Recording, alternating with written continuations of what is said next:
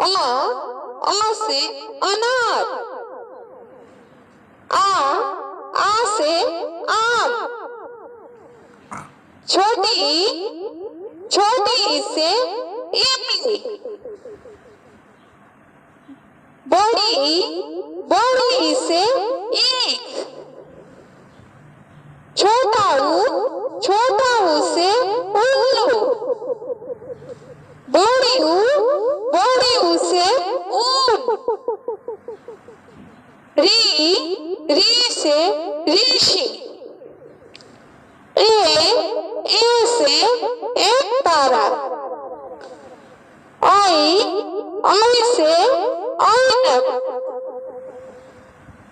ओ से ओखली।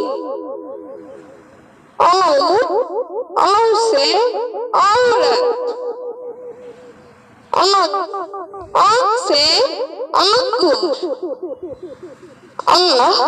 अ से खाली।